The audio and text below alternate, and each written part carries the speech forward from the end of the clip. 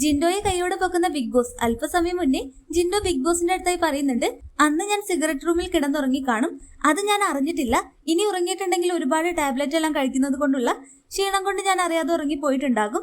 അതുകൊണ്ട് big boss ഇത് ആരോടും പറയരുത് എന്നൊക്കെയാണ് ജിൻഡോ പറയുന്നുണ്ട്. എന്നാൽ അവിടെയുള്ള എല്ലാവർക്കും കാര്യം മനസ്സിലായി, അന്ന് പട്ടി കുറച്ചത് ജിൻഡോ ഉറങ്ങിയിട്ടെല്ലാമാണെന്ന്.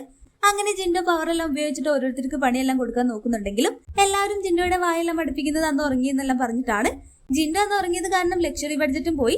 അങ്ങനെ ജിൻഡോ ശ്രീരേഖയോടായി പറയുന്നുണ്ട്, ഞാൻ അന്ന് സത്യത്തിൽ ഉറങ്ങിയിട്ടില്ല, ഞാൻ ഉറങ്ങിയിട്ടല്ല പട്ടി കുരച്ചത്, അന്ന് വേറെ ആരോ ഉറങ്ങിയിട്ടാണ് പട്ടി കുരച്ചത് എന്നൊക്കെ പറയുമ്പോൾ ശ്രീരേഖ പറയുന്നത്, അത്രയ്ക്ക് നിങ്ങൾക്ക് ഉറപ്പാണെങ്കിൽ ഉറങ്ങിയ ആളെ നിങ്ങൾ തന്നെ കണ്ടുപിടിക്കുകയാണ് വേണ്ടത്.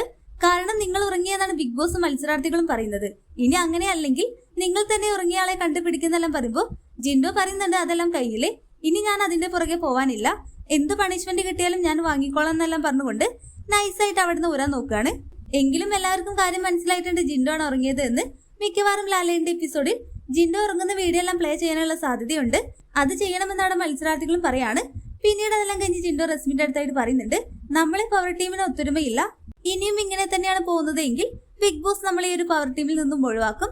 അതുകൊണ്ട് ഇനി തെറ്റ് കണ്ടാൽ ആർക്കാണെങ്കിലും പണിഷ്മെന്റ് എല്ലാം കൊടുക്കണമെന്ന് പറയുമ്പോൾ റസ്മിൻ പറയുന്നുണ്ട്, നിങ്ങളുടെ രീതി വേറെയാണ്, പവർ ഉണ്ടെന്ന് വെച്ച് ഓവറായാലും കുഴപ്പമാണ്. എന്തിനു പറയുന്നു, അർജുനൊക്കെ പറഞ്ഞത് കേട്ടില്ലേ, ആവശ്യമുള്ള സ്ഥലത്ത് വായ തുറക്കും, അല്ലാത്ത സ്ഥലത്ത് വായ തുറക്കില്ല. എന്തായാലും ഇപ്രാവശ്യം ലാലേട്ടൻ വരുമ്പോൾ നല്ല ചീത്തയെല്ലാം കേൾക്കാന്ന് പറയുമ്പോൾ ഇനി 3 ദിവസമുണ്ട്, അതുകൊണ്ട് നമുക്ക് ആ ഒരു 3 ദിവസം കൊണ്ട് ഇവിടെ എന്തെങ്കിലും മാറ്റമെല്ലാം ഉണ്ടാക്കണം എന്ന് പറയുന്ന ജിൻഡോ എല്ലാമാണ് ലൈവിൽ കാണിക്കുന്നത്. ഹോട്ട്സ്റ്റാർ ലൈവ് അപ്ഡേഷൻ ചാനലിൽ ഉണ്ടാകും. ആദ്യമായി കാണുന്ന പ്രേക്ഷകർ യൂട്യൂബ് ചാനൽ സബ്സ്ക്രൈബ് ചെയ്യാൻ മറക്കേണ്ട.